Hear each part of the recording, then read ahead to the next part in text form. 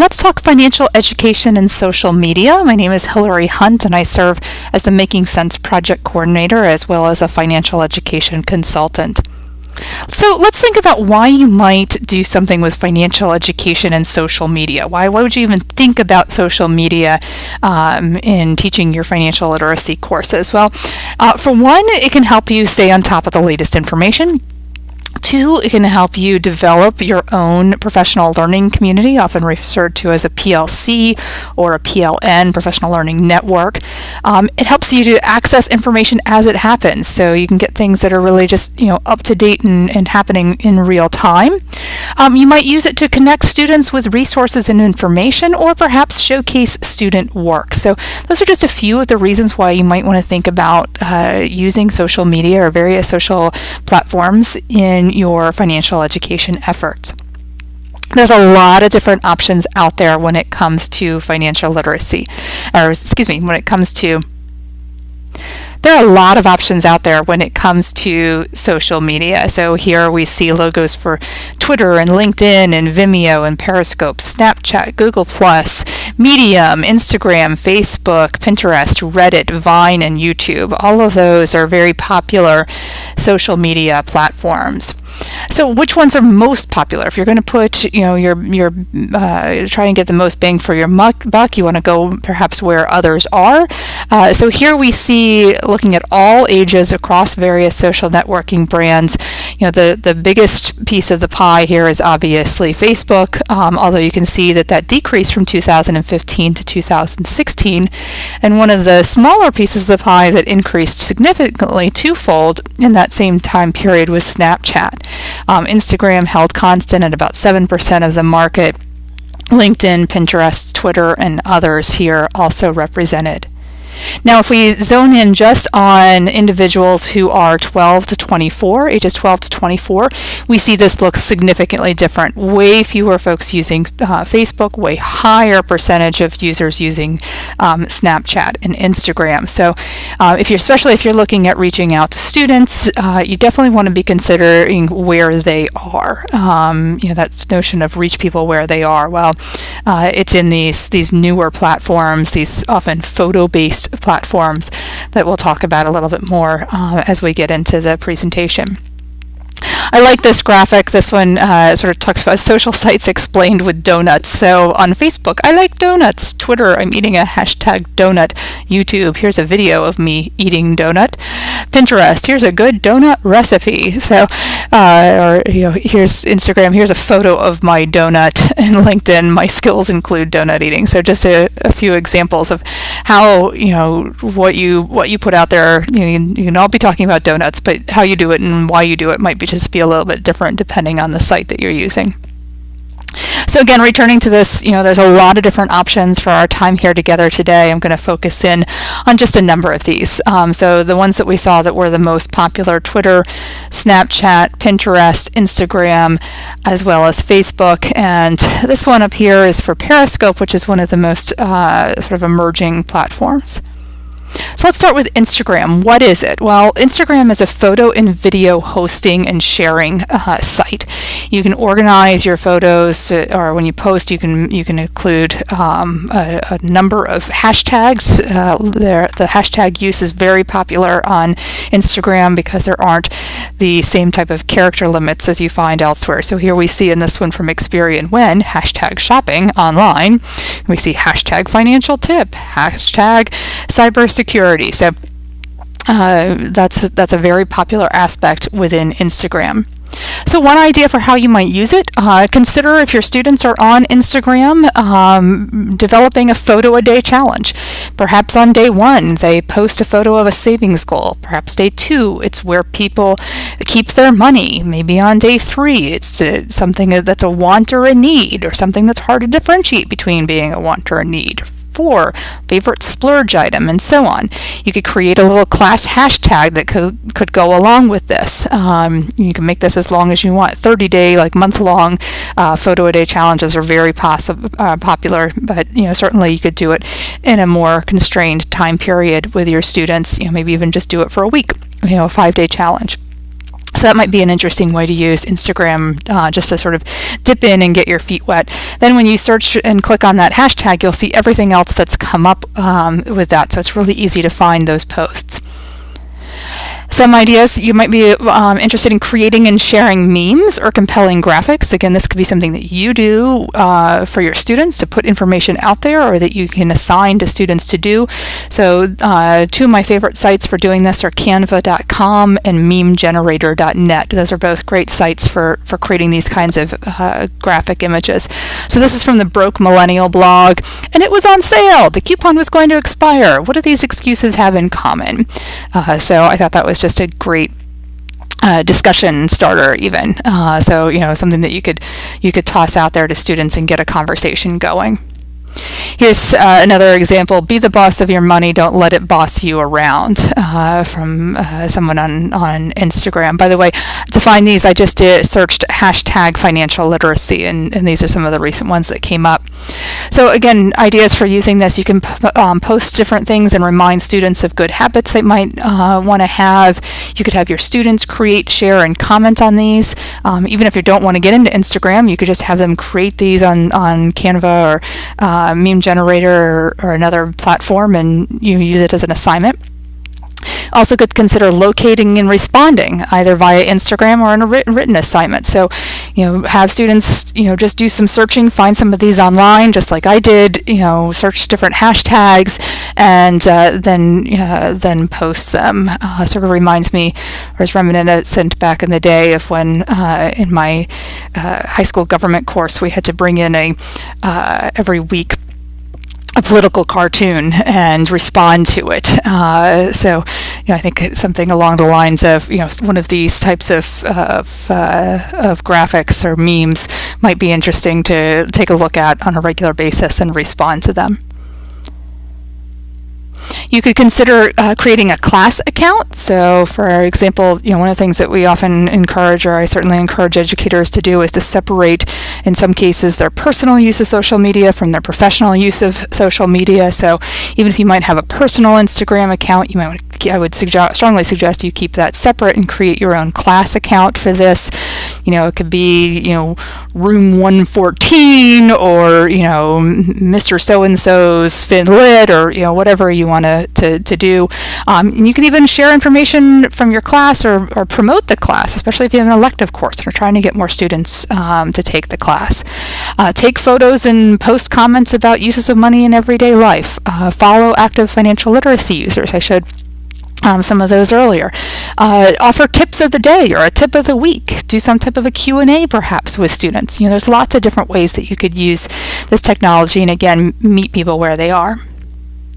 Now, moving on to Twitter. So Twitter is a little bit different. We have a strong, what is to me a very challenging character limit on Twitter of 140 characters. It includes every space, semicolon, period, exclamation, what have you. And your posts on Twitter are called tweets. Again, you can use hashtags, but they count towards that character count, so you don't see an overwhelming number of hashtags in Twitter like you do on Instagram. But hashtagging different things does allow things to be searchable and allow you to notice trends. You can just follow folks on Twitter. You can be posting yourself and tweeting on a regular basis. You can send direct messages to folks so they're private. And you might participate in a Twitter chat, all different ways that Twitter is frequently used. So there are a lot of different organizations out there that are using Twitter and putting out information. Our Making Sense PA Twitter handle or Twitter account follows about 114 of those at this moment. So that would be a great place to go and look for entities that are out there that are posting on the topic of financial education, and consider following some of those as well as others that just might be of interest to you. Again, you can find those on ours. Look for others. You might want to search hashtag financial literacy, hashtag FinLit, hashtag financial education. It's a great way also to track events that are taking place. So, for example, coming up soon is the Jumpstart National Educator Conference down in Texas. Can't go? Follow along with the hashtag.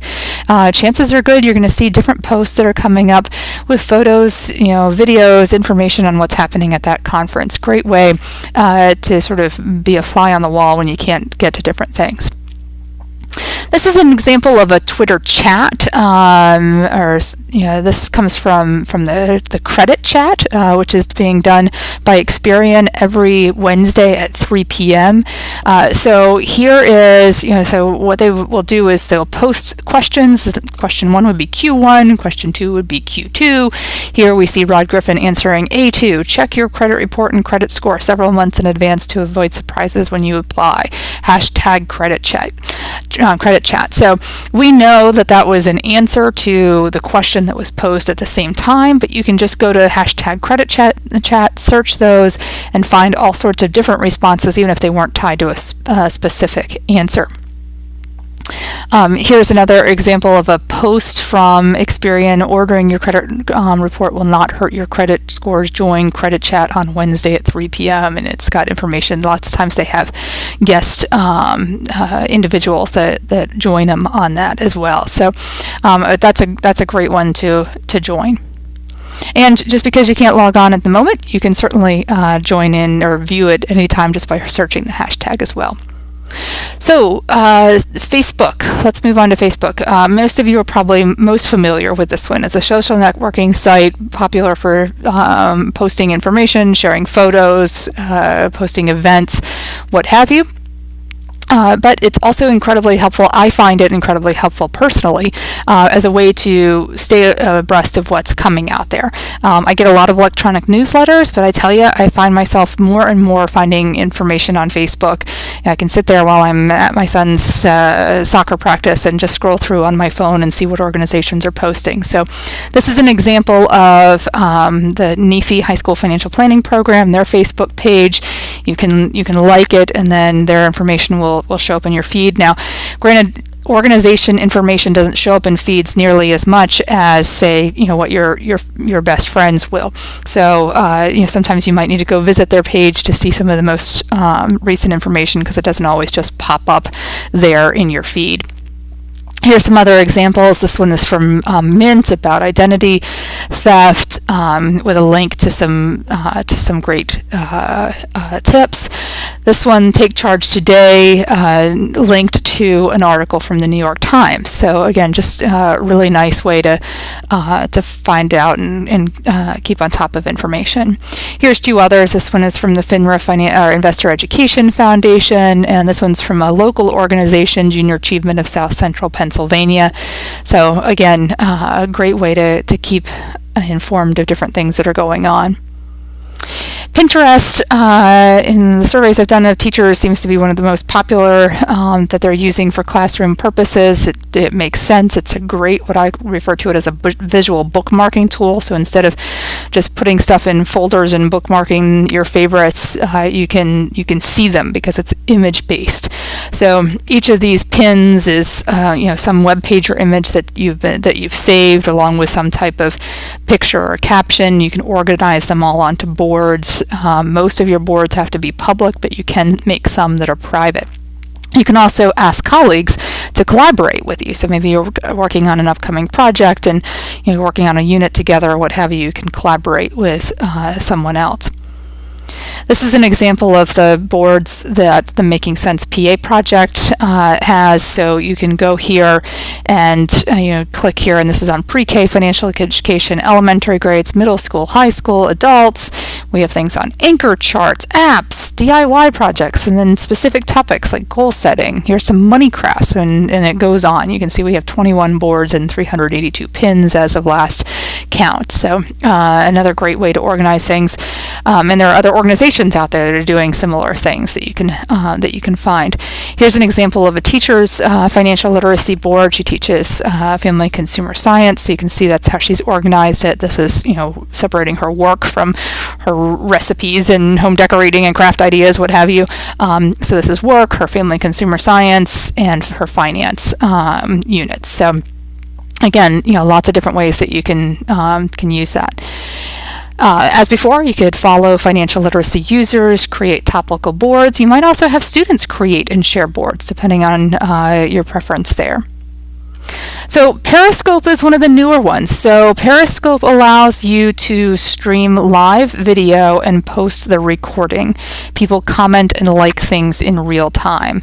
And this one has really gained in users. You can see here going from nothing last March to last June being at about 2 million daily active users. So you might think about using it if you have a guest speaker or an expert in your classroom. You could push that out, Periscope it out to the rest of the world. You can also be a viewer of other people periscoping, whether those are experts, or you could sit in on conference presentations or lessons that others are doing as well. There's one that takes place every day. Experian, which I've mentioned before, has really been leading the charge and getting out there in the world of financial education in social media. And they do a daily credit scope at 2:30 Eastern every day. So great opportunity to connect with an expert there from Experian, answering questions from folks as they come in. Those are recorded and available on their blog, so even if you can't do it live, if you go to the Experian blog, you can take a look at what those conversations have looked like in the past. Facebook Live is sort of similar, stream live video, except it's all done through Facebook. People, again, can comment and like in real time, very similar to Periscope. I tried it for the first time a while ago myself. I couldn't believe how many people logged in and were watching my sort of boring Sunday afternoon, watching a local Halloween parade. But anyhow, it was great. Folks were able to see exactly what I was seeing in real time, and then I could post the archived version or post the recorded for other people to see later. So Snapchat, you can, this is that one that's, has such a huge following, or much larger following nowadays in the younger age ranges. It's one of the fastest growing social channels, more than 100 million daily users. 77% of college students are using it daily. Kind of got a bad rap at the beginning because it was known for those disappearing images, that you take a picture, you can see it for a few seconds and then it goes away. But it's growing in popularity amongst many others nowadays. So what is it? A snap is a picture or a video. It's viewable for up to 10 seconds. People can replay it one more time. If the user takes a screenshot of it, you do find out. You can add lines of text, doodling, emoticons, lenses. If you've seen pictures of folks with flowers around their head or looking like they have a dog ears and a dog tongue, those very frequently will have come from Snapchat. You can create a story, which is a series of snaps, and stories disappear in 24 hours, which is what, that sort of notion of trying to get people to come back regularly, because things do disappear very quickly if you're not going back on a daily basis. There aren't comments and likes on Snapchat, so it's not about who's getting the most, followers or who's getting the most likes on a picture, what have you. It's a sort of different than Instagram in that manner. Again, you might consider following some financial literacy users. There's not a ton of them out there yet, but that is growing.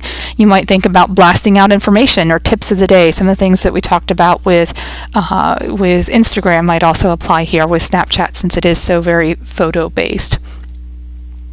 If you have any questions, I'd be happy to take those. Again, you can always email me, hillary@makingsensepa.org.